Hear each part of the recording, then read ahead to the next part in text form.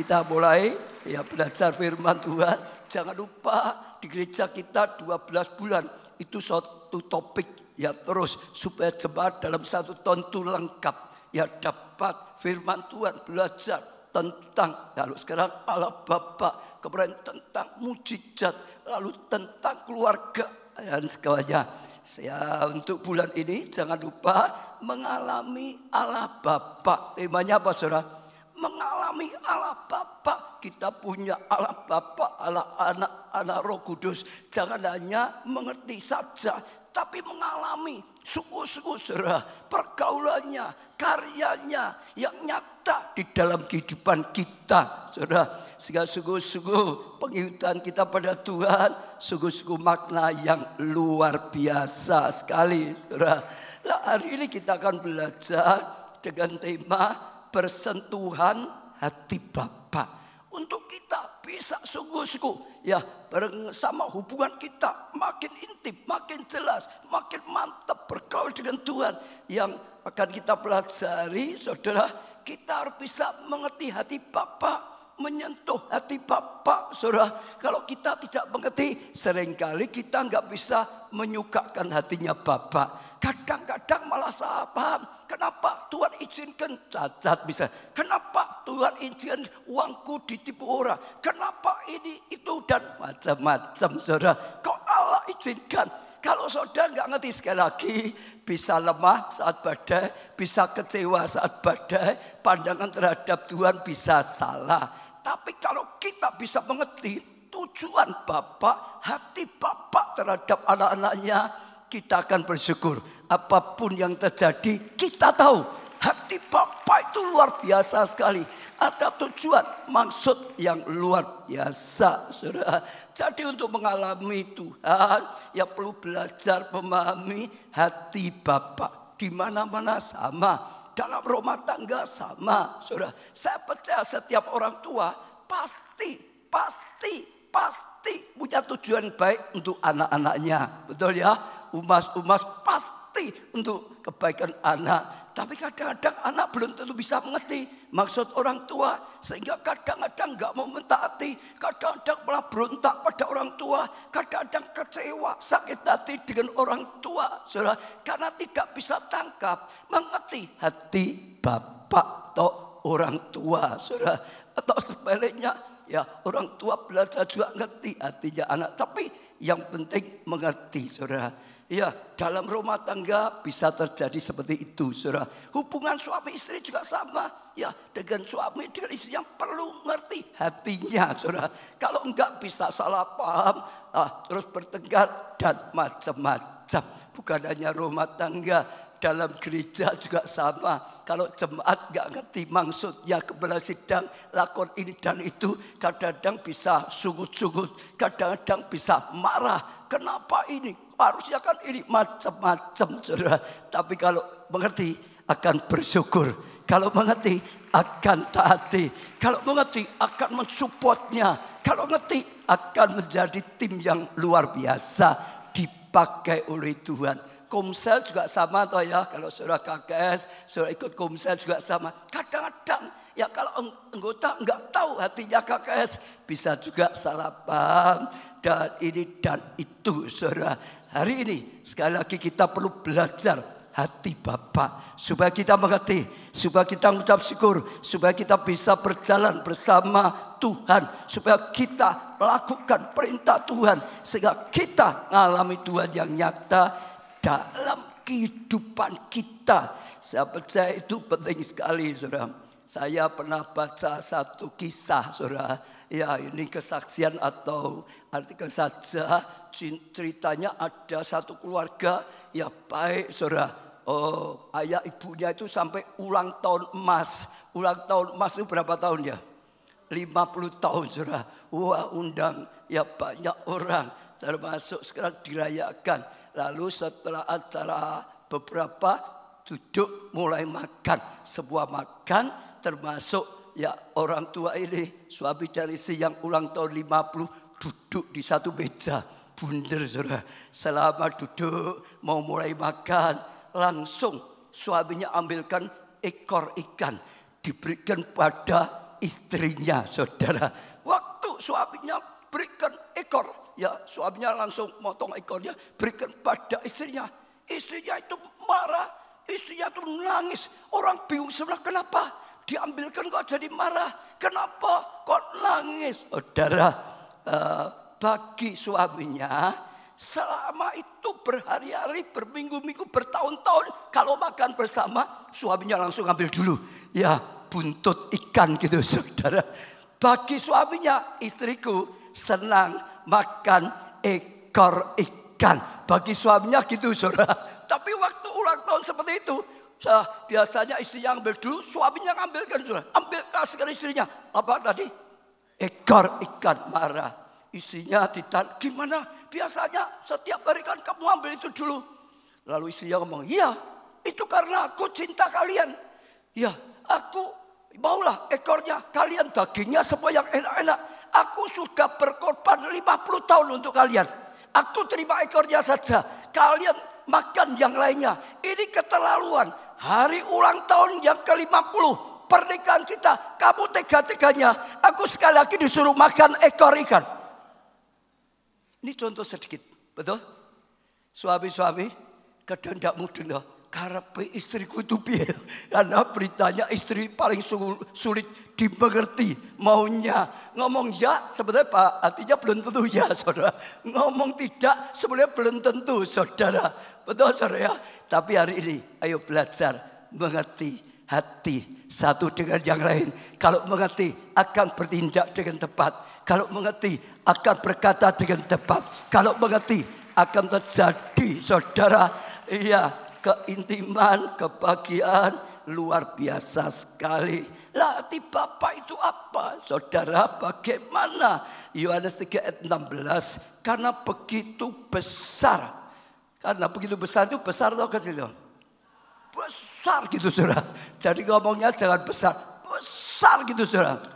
Karena ada begitu besar kasih Allah, ini kasih Allah Bapa akan dunia ini, sehingga ia telah mengaruniakan anaknya yang tunggal, saudara. Memberikan anaknya tunggal. Kalau mengaruniakan, ini sebetulnya yang diberi itu enggak layak. Bukan karena usaha, bukan karena apa-apa, tapi memang sengaja. Dia tidak ada andilnya, sengaja. Bapak itu memberikan, saudara. Bukan karena manusia baik, bukan karena manusia itu ada sesuatu yang layak diberi seperti itu. Maka Bapak sekalipun gak layak, ya kita tetap diberikan. Soalnya dikaruniakan, saudara. Anaknya yang tunggal, satu-satunya.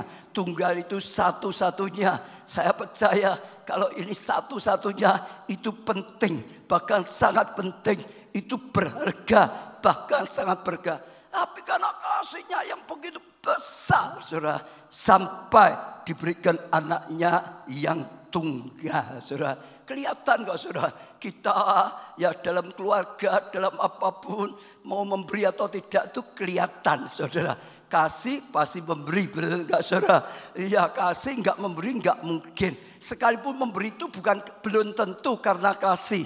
Tapi kalau kasih itu memberi, bahkan memberi yang terbaik. Oh, supaya surprise, supaya jadi berkat, berusaha beri yang baik, sahabat seperti ini, supaya setiap orang yang percaya padanya, supaya setiap kita yang percaya kepada Tuhan, saudara, tidak binasa. Jangan sampai binasa, jangan sampai hancur, jangan sampai masuk neraka, saudara. Supaya tidak binasa, melainkan peroleh hidup yang kekal, melainkan peroleh kasih karunia, melainkan supaya dapatkan anugerah daripada Tuhan. Hati Bapa dari ayat ini kalau diringkas isinya kasih. Intinya kasih. Maka apapun yang dipikir Bapak direncanakan untuk kehidupan kita, itu dasarnya kasih. Supaya oleh pemberian, supaya oleh apa yang dikatakan dilakukan oleh Bapak, nantinya mendatangkan kebaikan, nantinya mendatangkan pemulihan, nantinya mendatangkan anugerah, nantinya mendatangkan kebahagiaan dan banyak halnya. Jadi saya ajak saudara tangkap dulu ya, bagaimana kita dengan Tuhan. Jangan sampai saat mengalami keadaan tidak baik, kita nyalahkan Tuhan. Kita kecewa pada Tuhan. Biasanya hanya karena kita belum tahu maksudnya apa. Mungkin seperti ibu tadi yang merayakan ulang tahun yang ke-50, pernikahan 50. Malah sudah diambilkan apa? Ekor ayam. Nanti pulang kalinya cuma ekor ayam gitu saudara. Tapi itu untuk contoh saja. Setiap kita semua, saudara dan saya tahu Tuhan itu kasih. Alkitab bahkan berkata juga jelas, Allah itu kasih. Allah itu kasih. Allah itu kasih. Apapun yang direncanakan karena kasih.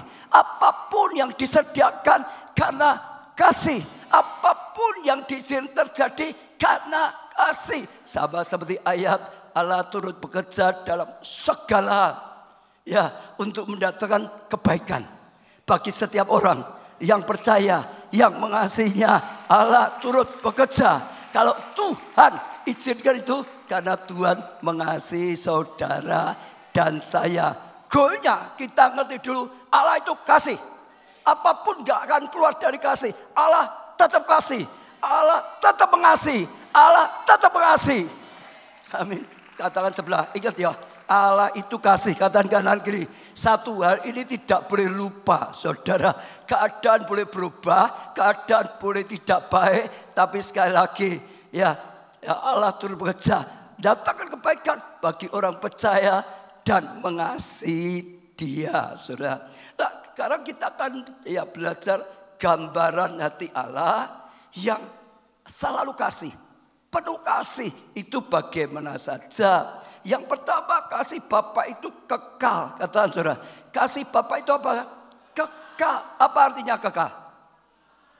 Kekal yang terus selama-lamanya. Saudara, waktu berjalan tetap saja. Makin lama tetap saja. Sangat lama tetap Allah itu mengasihi, kekal. Enggak pakai putus. Ya selalu, selalu, selalu, selalu, selalu, selalu, selalu. Ya, Tuhan Bapa itu mengasihi saudara. Saudara, kita bisa belajar sedikit ya hati orang tua kepada anak yang dialami Daud, saudara. Allah lebih baik daripada bapak di dunia, tapi bapak di dunia bisa jadi contoh kira-kira seperti ini, bahkan lebih dari ini. Kalau saudara belajar di Alkitab, Salomo itu juga anaknya Daud, saudara. Tapi dia melakukan hal yang sangat-sangat tidak baik. Dia melakukan kejahatan yang sangat berat sekali, parah sekali, saudara. Kenapa? Waktu dia dengar adiknya, saudara, ditipu, diperkosa oleh kakak ipar yang lain, Amnon namanya, marah, saudara. Sakit hati, saudara, sehingga dia terus berusaha cari kesempatan dan akhirnya dia dapat kesempatan. Amnon ini termasuk adiknya, saudara, yang lain ibu, bantai, dibunuh, saudara. Wah, ini membunuh anak raja loh, saudara, luar biasa sekali. Sehingga saudara, ya saat itu berat sekali kesalahannya, saudara, buat kekacauan, buat malu macam-macam, saudara, dan akhirnya dia disingkirkan, ya ditaruh tempat yang beda, tidak di istana bersama anak-anak raja yang lain. Kalau orang dunia mungkin gimana, saudara? Anaknya dibunuh sama orang itu, belum tentu, betul nggak, saudara? Tapi sekali lagi, kasih Allah itu kekal. Waktu Salomo masih kecil dikasih, Salomo sudah remaja sudah dikasih, Salomo berbuat baik dikasih. Tapi waktu dia melakukan kesalahan total, kejahatan total, pasti menyakiti sekali hatinya Daud sebagai orang tua, betul gak? Mungkin bagi orang yang tangkap saja, bunuh saja, tapi tetap Daud itu berkata enggak, hanya dipindah saja, disingkirkan saja di tempat yang lain, saudara. Hebatnya setelah beberapa waktu, saudara, Salomo itu minta balik pulang lagi. Daud itu mau loh, saudara, memaafkan loh, saudara. Akhirnya diterima lagi, ya, di tengah-tengah istana, saudara. Tapi apa yang dia lakukan, saudara? dia mulai menggunakan kelicikan, saudara, menghasut orang lain, saudara, memperjuangkan, berontak kata-katanya untuk itu saja. Kalau orang mau ke istana, tahu orang punya masalah, didekati. Memang raja itu jahat, memang raja itu enggak bagus. Besok kalau aku jadi raja, aku bela hakmu. Salah gitu, saudara. Jadi terus dia cari simpati, dia cari ya orang-orang yang bisa mendukung dia. Singkat cerita akhirnya memberontak, saudara, nyerang. Ya ayahnya sendiri, saudara, dikudeta, saudara. Ayahnya sendiri diserang, saudara. Dia sudah punya orang simpatik, serang, saudara. Daud itu hebat. Daud gak mau ngelawan, saudara. Karena ini sudah nyerang pakai pasukan. Kalau melawan masih akan banyak yang korban. Juga dia tetap gak mau perang dengan anaknya. Dia itu menyingkir, saudara. Ya dianggap melarikan diri, saudara. Tapi bukan karena kalah. Daud itu sudah pasti menang. Daud itu jenderal. Ya peperangan yang luar biasa. Daud itu dibela Tuhan luar biasa. Saul saja nggak bisa. Sejak Daud masih sendirian, dia nyingkir, saudara. Tapi apa yang dilakukan? Absalom, kepung istananya, masuk istananya. Dijarah. Dan yang sangat-sangat parah, disotoh rumah, saudara. Selir-selir istrinya Daud itu diperkosa, ditunjukkan pada orang banyak, rakyatnya, bahwa dia berhak. Raja sudah gak bisa apa-apa. Sekarang dia yang berhak jadi raja. Menurut saudara, kalau sampai ada anak bejatnya seperti itu, ya istri kalau suaminya, ayahnya punya beberapa, diperkosa di depan umum itu, enaknya diapain?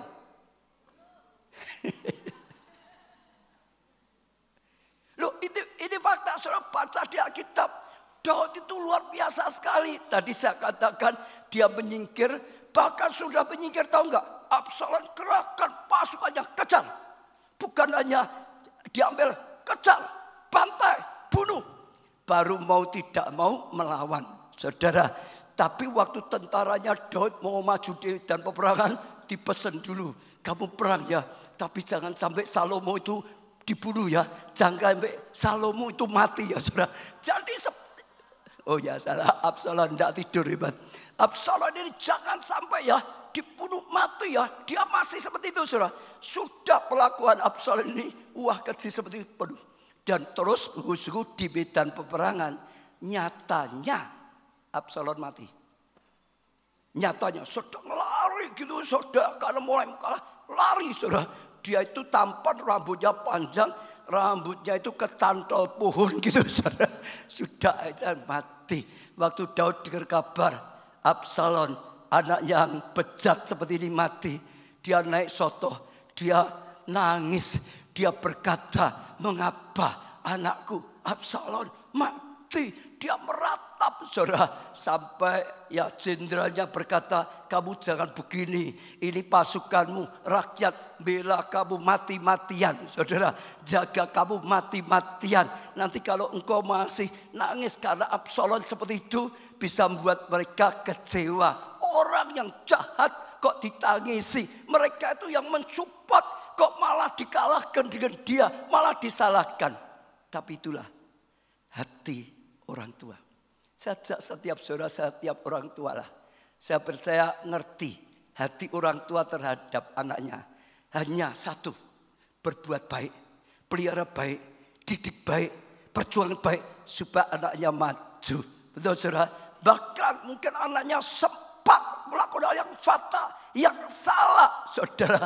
Ya, mayoritas ya, nggak semua ada yang sakit hati ya. Mayoritas orang tua tetap saja kasihnya tidak sirna, kasihnya tidak hilang. Bagaimanapun anaknya ada naluri untuk mengasihi. 2 Samuel 18 ayat 33. Maka terkejutlah raja dan dengan sedih ia naik ke anjung pintu gerbang lalu menangis. Dan beginilah perkataannya sambil berjalan. Anakku Absalom, anakku Absalom. Kalau aku mati gantikan kau, Absalom anakku. Ya kan? Bahkan dia sampai lebih baik sebetulnya aku yang mati. Jangan anak yang bejat seperti itu, saudara. anak yang sadis seperti itu, tetap hati bapaknya tetap ada. Kasihnya kekal. Selalu. Waktu ya berbuat baik enggak pun dikasih. Berbuat baik apalagi. Tapi waktu melakukan sesuatu yang jahat, orang tua ya mayoritas tetap punya hati yang mengasihi. Saudara, kalau saudara orang tua, saya percaya saudara menyadari itulah hati. Orang tua bisa ayah, apalagi ibu juga. Betul enggak saudara? Hati seperti itu. Ya, anak-anak kalau enggak ngerti, enggak menghargai kasih orang tua, pengorbanan orang tua kadang-kadang tidak dihargai. Tapi kalau mengerti akan menghargainya, akan menghormatinya, akan mentaatinya, akan sungguh-sungguh mensupportnya. Amin saudara. Satu lagi saudara, ya, kisah tentang anak bungsu yang tinggalkan bapaknya. Terkenalnya anak yang hilang kembali. Saudara apa ya? Saudara, jadi anak bungsu ini saat itu nggak bisa ngerti hati bapaknya. Nganggep bapaknya itu kolot. Nganggep bapaknya itu wah, apa-apa ini jangan, itu tidak boleh. Saudara, sehingga dia merasa dikekang. Sehingga dia merasa nggak bahagia, nggak enak di rumah bapaknya. Sampai dia minta paksa, bagi waris, bagi waris, bagi waris. Saya mau tanya, orang tua, kalau kamu mau masih hidup, anakmu nuntut bagi waris gimana? Iya, mungkin ada loh ya saudara. Kalau paksa masih, oh kadang-kadang orang tua, aku itu masih hidup loh. Kok kalian seperti itu? Ya, kadang-kadang gitu. Jadi anak yang bungsu ini paksa. Akhirnya bapaknya memberikan. Buat pergi menurut pikirannya sendiri. Bapak gak enak, gak mengasih. Aku punya keputusan sendiri. Di luar, aku bisa dengan pikiranku. Aku bisa jaya. Aku bisa bahagia. Di rumah bapak tidak. Tapi nyatanya beda. Hancur. Kelaparan. Habis semua. Betul saudara ya? Semua perbuatan salah itu endingnya gak ada baiknya. Boleh pertama saja kelihatannya baik. Wah, yang nyerang kelihatan baik. Tapi endingnya gak ada baiknya. Saudara. Sehingga ceritanya terjebak. Dia kemiskinan, kelaparan, makanan babi saja tidak boleh. Dalam keadaan sangat fata berat. Dia ingat di rumah bapakku. Hamba-hambanya, kacung-kacungnya lebih enak daripada aku di sini. Ini makan makanan babi saja dimarahi, dicela saudara. Lalu diambil inisiatif, aku mau kembali ke rumah bapakku. Mulai nyadari bapakku lebih baik daripada perjalananku. Bahkan dia merasa mungkin gak akan diampuni. Kalau aku gak lagi dianggap anak, gak apa-apa. Minimal jadi hambanya, kacungnya. Karena kacung di rumah bapakku masih lebih baik daripada di luar situ. Dia pulang ke rumah, bapaknya dari jauh lihat anaknya. Lalu diapain saudara? Bapaknya lari, dicaci maki, wes entek balik ya. Kadang-kadang bapak di dunia gitu loh saudara. Wes entek baru balik ya. Dulu gak dengar perkataan orang tua ya. Dulu gini-gini. Bapaknya indah saudara. Dari jauh kelihatan gitu saudara. Bapaknya lari saudara. Lalu peluknya, lalu diciumnya. Bahkan pesan pada hambanya, carikan ganti bajunya, jubahnya yang baik. Ambil cincin, kenakan cincin di anaknya, dipulihkan, dipestakan. Itu tidak bisa terpikirkan pada anaknya.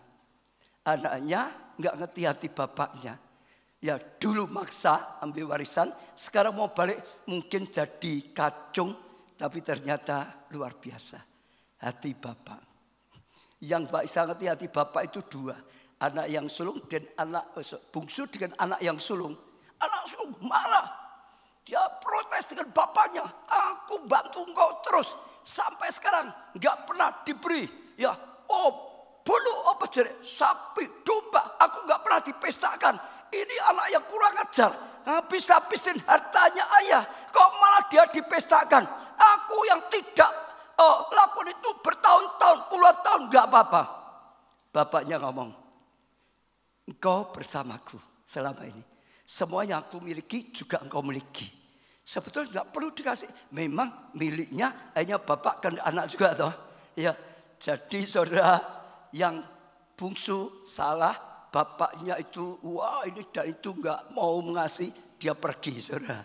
Tapi hanya sadar kembali. Tapi anak yang sulung sama. Tetap dengan bapaknya, tapi hatinya itu yang nggak puas. Aku nggak pernah dipestakan, aku nggak ini dan itu. Apalagi saat itu anak yang bejat malah dipestakan, nggak bisa terima, nganggap hati bapaknya tidak adil. Diam semua, mungkin ada yang jadi saudara.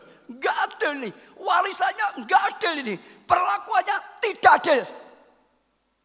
Hari ini kita belajar hati bapak itu kekal. Hati bapak untuk kebaikan.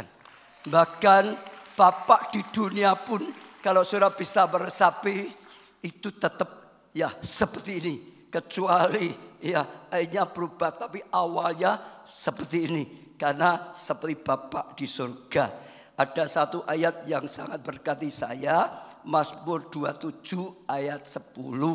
Mazmur 27 ayat 10. Sekalipun ayahku dan ibuku meninggalkan aku. Jadi ternyata kasih manusia itu terbatas saudara. Kadang-kadang ya ada orang tua yang tetap buang anaknya. Betul saudara. Kalau bapak surgawi tidak mungkin. Tapi manusia kadang-kadang ada. Maka di sini katakan sekalipun ya ayahku ibuku meninggalkan aku. Namun Tuhan menyambut aku. Namun Tuhan menyambut aku. Namun Tuhan menyambut kita.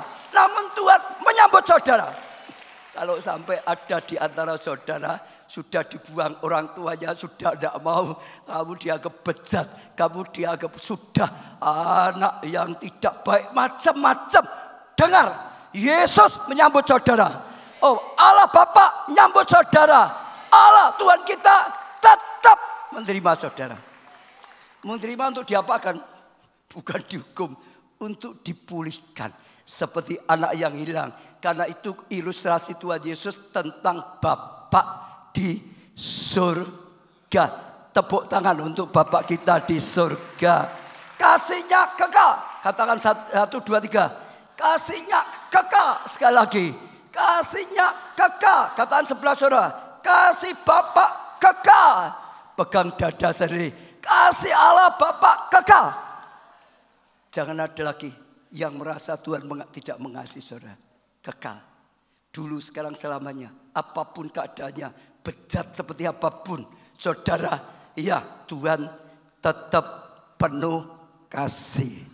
Yang kedua, saudara, Bapa surgawi ya tidak kelihatan dengan mata maksudnya. Namun selalu peduli. Adanya Allah peduli saudara ya. Dalam segala Allah tetap peduli saudara. Nyanyinya saya lupa tapi temanya itu Allah peduli. Allah peduli. Allah peduli. Sekalipun kita tidak bisa lihat ya Allah Bapa. Tapi kita harus tahu hari ini Allah itu peduli saudara. Tidak akan diizinkan saudara tenggelam dalam badai. Tidak akan dibiarkan saudara hancur, dihancurkan. Tidak akan dibiarkan saudara terlantar. Allah peduli. Ya, gimana? Allah peduli segala percobaan. Tapi akan kena ditinggalkannya.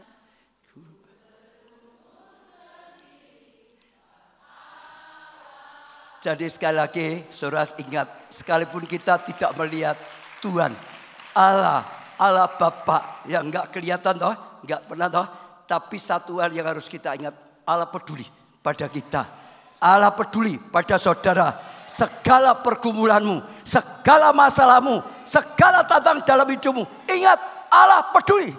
Kalau Allah peduli, Allah tidak akan biarkan kita hancur. Dia akan bertindak, dia akan lakukan sesuatu karena dia peduli saudara dan saya.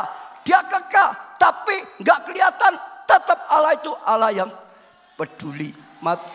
Matius 6 ayat 4 dan 6. hendaklah sedekahmu itu diberikan dengan tersembunyi, maka Bapakmu yang melihat yang tersembunyi akan membalasnya kepadamu. Tetapi jika engkau berdoa, masuk ke dalam kamar, tutuplah pintu dan berdoa kepada Bapakmu yang ada di surga. Iya saudara, yang ada di tempat yang tersembunyi maksudnya. Maka Bapakmu yang melihat yang tersembunyi akan membalaskan kepadamu. Sekali lagi, ya sekalipun gak kelihatan, tersembunyi, tapi ingat Allah peduli. Ada kebiasaan tradisi ya satu suku di pedalaman saudara, yaitu luar biasa sekali. Saudara, saya lupa nama sukunya. Kalau ada punya anak saudara, mulai makin dewasa, umur 12, mungkin 15, ya untuk supaya dia disahkan sudah dewasa, anak laki-laki ada satu cara. Jadi dibawa ke hutan belantara, saudara, iya. Lalu anaknya ini misalnya pohonnya diikat pohon, nggak bisa pergi, saudara. Setelah diikat, disapu pohon di hutan belantara, matanya ditutup pakai kain. Jadi dia nggak bisa lihat apa-apa dan juga nggak bisa lari. Jadi itu ujian, dia tetap kokoh apa enggak? Dia tetap kuat atau tidak? Jadi diikat, ditutup matanya, lalu ditinggal. Jadi seharian di situ. Nah, saudara bisa bayangkan hutan belantara, ada binatang buas. Betul saudara, suara binatangnya saja mungkin ngeri.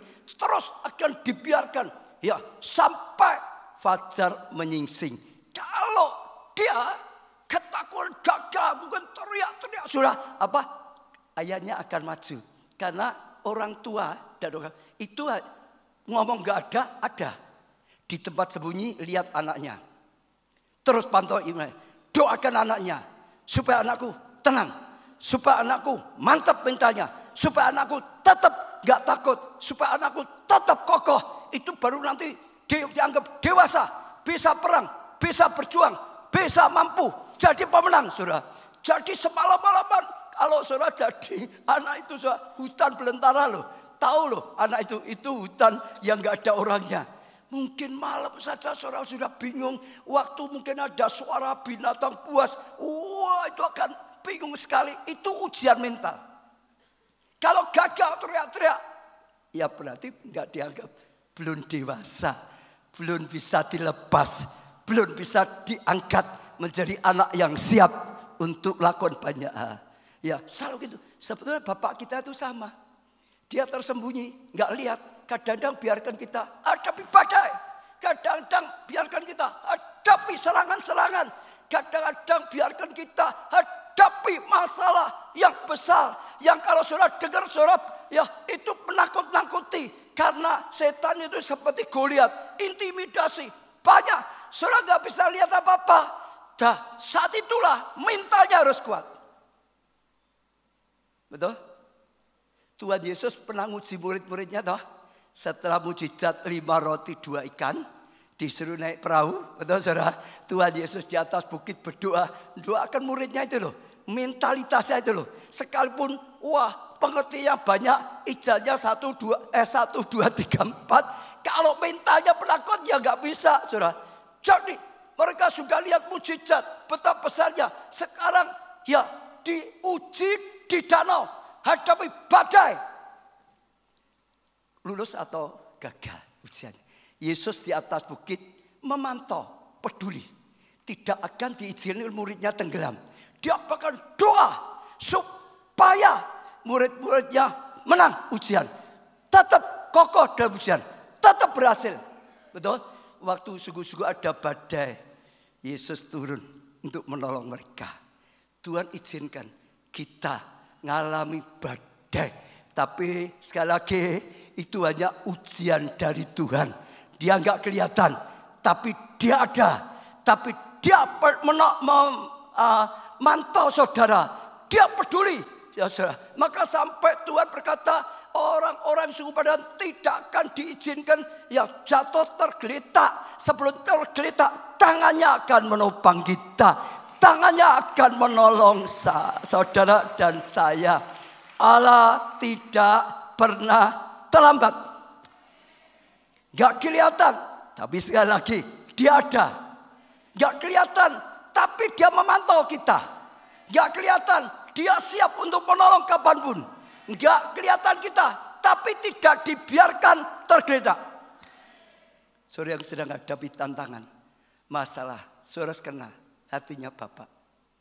Mungkin saudara merasa ditinggal sendiri, tidak disertai Tuhan, tidak ditolong Tuhan, bukan.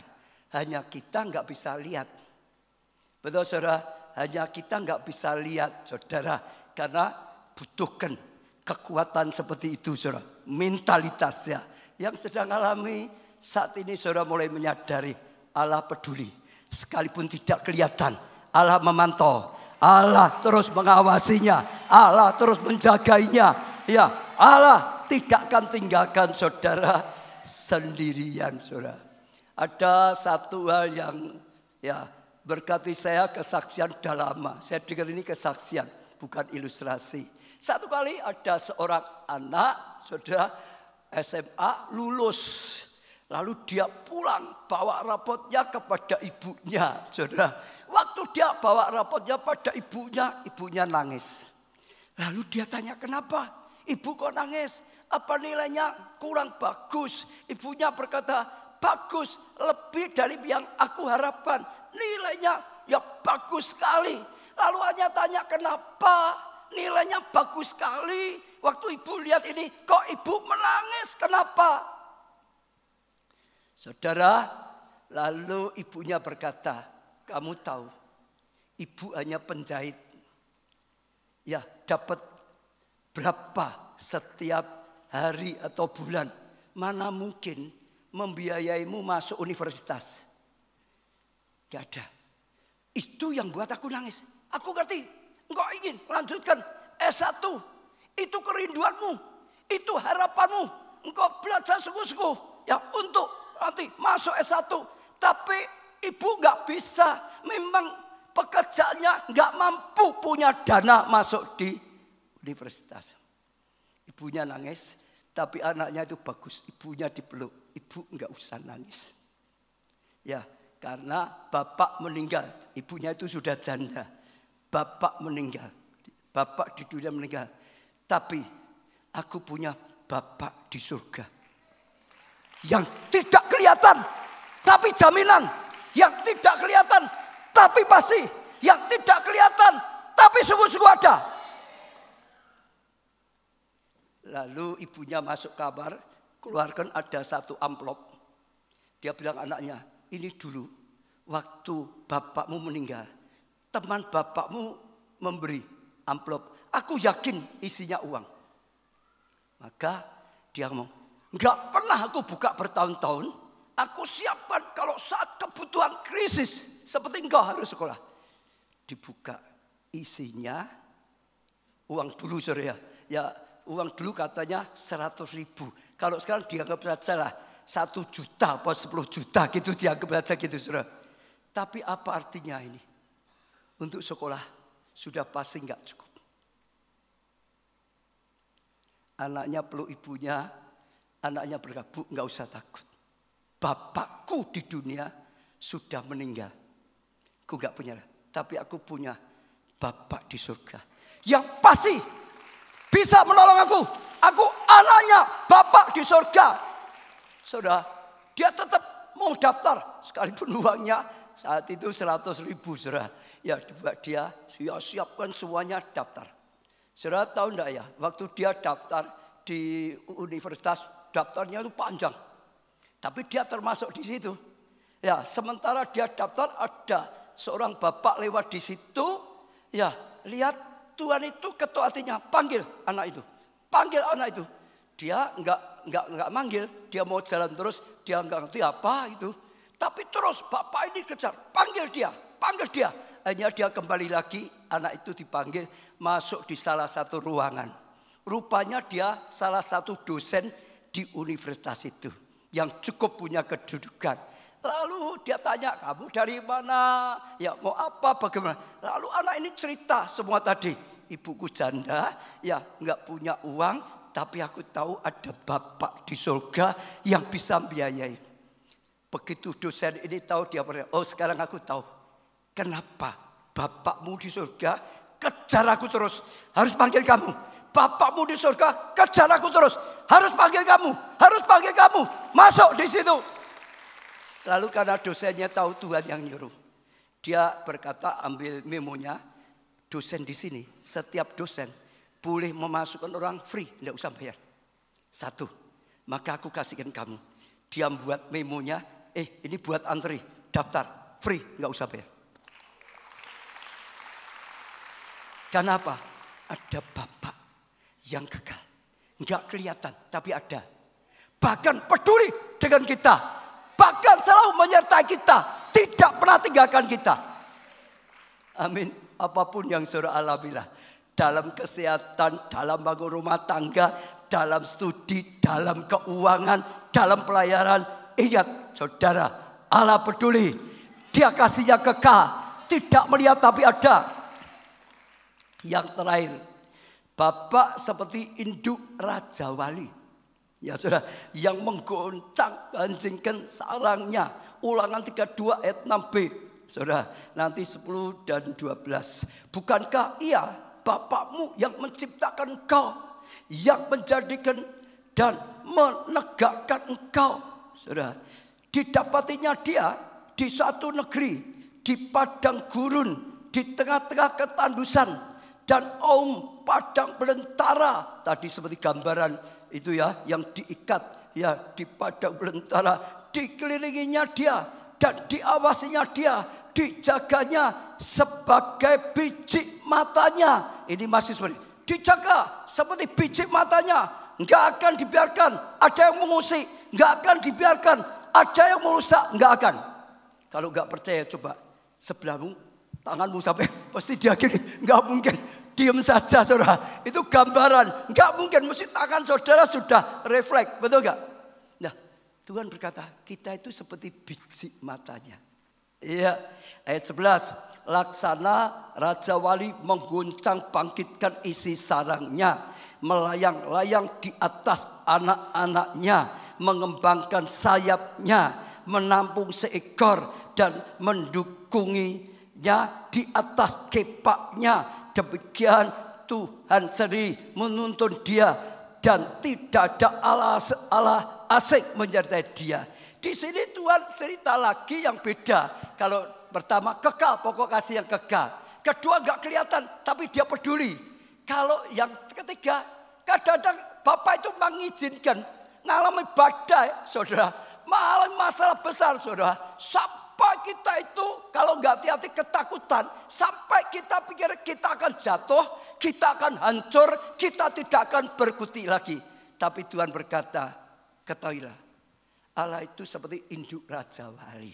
Saudara yang sangat cinta sejak dari telur, sejak kecil sampai besar.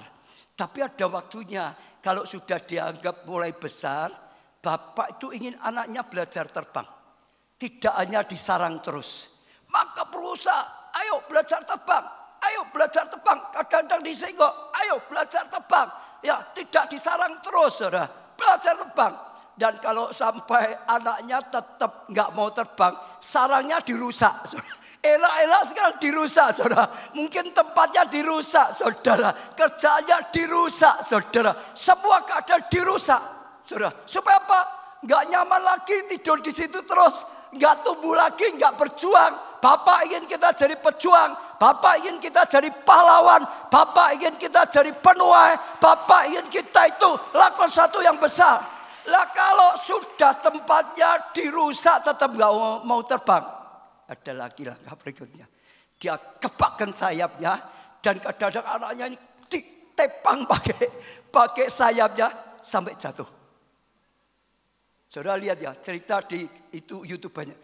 Manusia itu kadang-kadang gitu. Kalau nggak dipaksa, nggak mau. Padahal kalau sudah jebol, mau tidak mau harus berusaha baru lagi yang lain.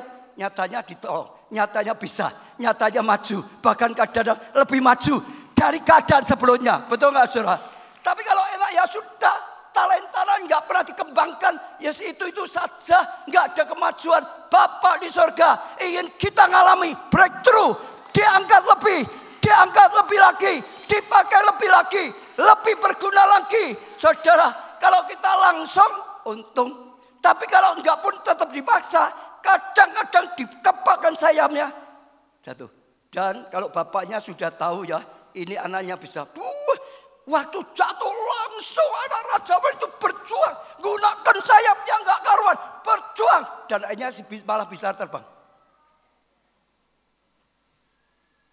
Yang dipikir mati, enggak, karena belum kerahkan kekuatannya. Saat kekuatannya dikerahkan, dan ternyata ada kemampuan, ada kuasa, ada berhasil. Tapi saudara dengar, kalau nyatanya anaknya itu nggak bisa, makin lalu dia akan menumpang dari bawah. Jadi anaknya ada di punggung induk Raja Wali. Pokok kita harus maju, nggak mau maju, sarangnya dirusak, nggak mau maju lagi, dipaksa.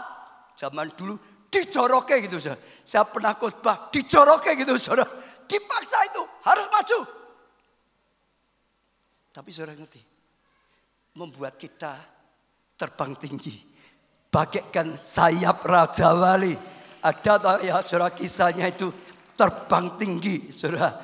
Iya, ada banyak saudara bisa belajar tentang Yusuf, saudara belajar tentang Daud, saudara belajar tentang Daniel, semua akan mengokohkan itu. Ya, saya nggak punya waktu nyaksikan, saya pun mengalami berkali-kali dijorok nih, saudara. Bu Agus tertawa itu ingat dari zaman dulu, dijorok nih, betul saudara, dipaksa, minimal sedikit ya. Waktu beli gedung Biskop Setar, kita tuh gak punya uang dan gak berani, saudara. Saya ngalami itu dijorok deh sama Tuhan. Uci ingat gak? Ya, sepintas saja ya saudara. Tuhan ingin dirubah gedung Biskop jadi gedung gereja. Tuhan beri kesempatan. Gak berani, saya mikir aja gak berani saudara. Karena belum itu saudara. Sampai Tuhan kirim 2 orang. Ayo bersama-sama, beli bersama-sama, perjuangan bersama-sama. Sudah sepakat semua, beli, maju. Tapi di tengah jalan dilepas. 2 itu batal, 3 saya sendiri. Itu sungguh-sungguh saya dijorok. Karena apa? Saya gembala sidang sudah mengumumkan pada jemaat. Jemaat, beli gedung Biskop, jadi gedung gereja, beli. Jemaat sudah nabung, mosok batal. Nekat, maju. Nyatanya berhasil. Kadang-kadang bisa dijorok nih. Ya saudara, ya kita yang terakhir yang penting meresponi saudara kerinduan hati Bapa. Amsal 23 ayat 26, hai anakku, berikan hatimu padaku, biarlah matamu senang dengan jalan-jalanku. Kalau saudara sudah dibukakan hati Bapa seperti itu, sajak saudara melangkah, saudara akan lihat saudara, ya sungguh-sungguh jalan Tuhan mencapai kebenaran, mencapai kasih karunia. Matius 23:37, Yerusalem, Yerusalem, engkau yang membunuh nabi-nabi dan melempari batu orang-orang yang diutus kepadamu. Berkali-kali aku rindu mengumpulkan anak-anakmu, sama seperti induk ayam mengumpulkan anak-anaknya di bawah sayapnya, tetapi kamu tidak mau. Hati Tuhan itu seperti itu. Bahkan kadang-kadang kalau sudah diberkati, lupa. Dulu belum diberkati, setia. Doa puasa ikut, semalam suntuk ikut, doa pagi ikut, setiap minggu nggak pernah lowong terus. Tapi setelah diberkati, ditolong, mujizat terjadi, dadah. Sudah nggak seperti dulu lagi. Tuhan berkata kadang-kadang Tuhan izinin ada sesuatu lagi. Supaya apa? Kita bisa mendekat pada Tuhan. Kasih itu sukanya mendekat. Dia maha kasih. Dia suka kita mendekat dengan dia. Kasih. Kedua, lakukan sesuatu yang diingini Bapa. Jiwa yang diselamatkan. Saya dorong setiap saudara, bukan hanya kita yang diselamatkan. Kita punya peduli dengan sesama juga. Perjuangkan keluarga besarmu. Perjuangkan orang yang dikirim oleh Tuhan. Yang kau kenal. narasi, kenalan siapapun. Saya percaya saudara lakukan 2, melekat pada Tuhan dan mulai bekerja bagi Raja Allah. Saudara lihat dari kasih karunia pada kasih karunia. Ya, saudara akan mengalami hati Bapa yang luar biasa. Saya tutup, Bapak di dunia, ayo belajar lakukan yang terbaik seperti Bapak di surga. Jangan sampai anak-anak ini jadi sakit hati. Ya, tapi yang terakhir, Tuhan berkata akhir zaman Tuhan akan memulihkan hati Bapak pada anaknya dan memulihkan hati anak pada bapaknya. Saya rindu berdoa, Bapak-bapak ya mulai ya mengasihi anaknya, lebih lagi anak orang tuanya. Tapi semua nomor 1 Bapak di surga. Seperti Bapa sayang anaknya. Semua bangkit berdiri saudara. Pujian-pujian ini menanggapi firman Tuhan. Saya percaya ini saat yang luar biasa. Saudara mengenal hati Bapak. Saudara menanggapi hati Bapak. Saudara mensyukuri hati Bapak yang penuh kasih. Melakukan firman Tuhan yang disampaikan. Oh, sehingga hubungan kita dengan Tuhan akan lebih lagi. Katakan seperti engkau Bapak sayang anak-anak. Demikianlah kau berfirman-Ku hari depan indah negeri. Rencanamu yang terbaik bagiku. Semua angkat tangan dan datang pada Tuhan dengan sungguh-sungguh saudara. Katakan, Tuhan Bapa, aku bersyukur karena firman-Mu membukakan pengertian pada kami. Betapa besarnya kasih-Mu pada setiap kami Tuhan. Semua intinya adalah kasih. Kasih Tuhan pada setiap kami anak-anak-Mu. Oh, kasih-Mu kekal selama-lamanya Tuhan. Dulu Kau mengasihi, sekarang tetap sangat mengasihi selama-lamanya. Di kemudian hari tetap kasih Tuhan. Oh, kasih-Mu tidak kelihatan dengan mata, tapi nyata. Engkau peduli, Engkau tidak pernah tinggalkan. Sekalipun kami menghadapi badai, Tuhan tidak melihat Engkau, tapi kami percaya kasih-Mu adalah kekal. Sekalipun tersembunyi, Kau punya tujuan. Engkau tidak pernah meninggalkan kami jatuh tergeletak. Engkau hanya menguji supaya kami makin dewasa. Dan terima kasih Bapa. Oh, yang ketiga, Engkau mengasihi kami. Engkau ingin kami maju. Engkau ingin kami terbang tinggi bagaikan anak Raja Wali. Oh, hari ini aku mengerti kehendak-Mu, rencana-Mu Bapa. Oh, aku mau melangkah. Aku mau belajar maju. Aku mau belajar terbang dengan sayap Raja Wali. Oh, berseru pada Bapa, aku akan terus melekat, mendekat padamu Bapa. Karena kerinduan-Mu dekat dengan anak-anak-Mu kami. Oh, kami mau lakukan kehendak-Mu. Selamatkan jiwa, selamatkan jiwa, selamatkan jiwa. Berdoa sungguh-sungguh pada Tuhan saudara. Saya percaya Bapak sedang berkata-kata. Saya percaya Bapak sedang melihat kita. Kalau Tuhan lihat kita, yang paling utama dilihat tuh hati kita, saudara.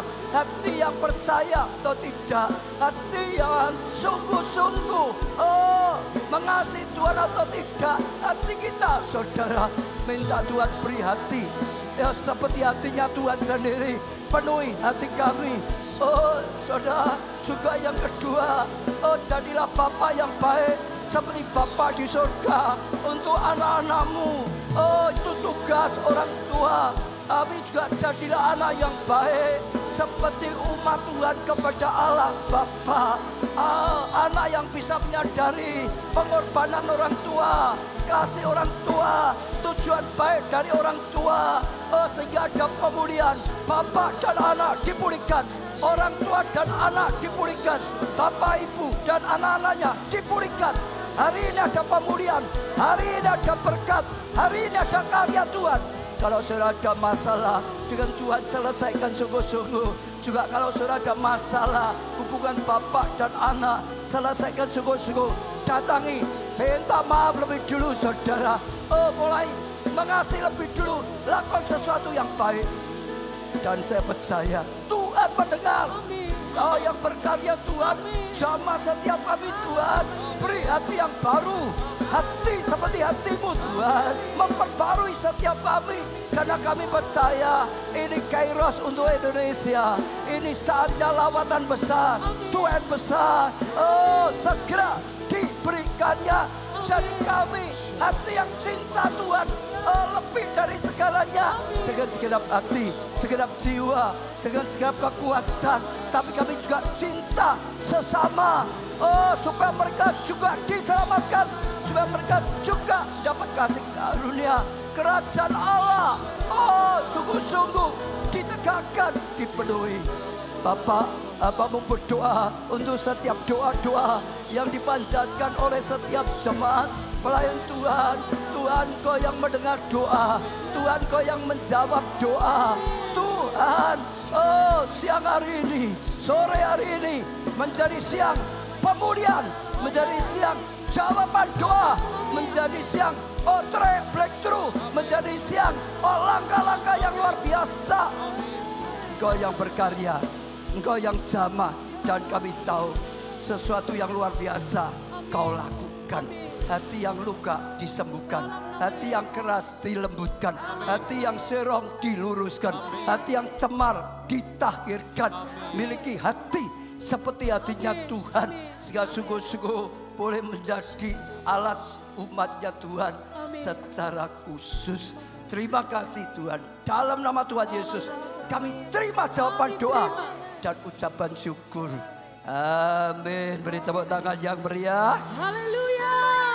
Mari lebih lagi saudara sorak-sorai bagi Tuhan kita. Bapa kita yang kekal, Bapa yang setia, yang memberkati hidup saudara dan saya. Mari lebih lagi berbangga di dalam Tuhan. Mari sama-sama nyatakan. Dapatkanlah tempat kemahmu,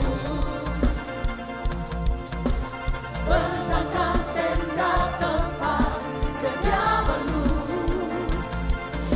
Sebab Tuhan yang berjanji memberkati umatnya sampai bangsa-bangsa, keturunanmu dimuliakan atasnya. Semua Tuhan berkenan,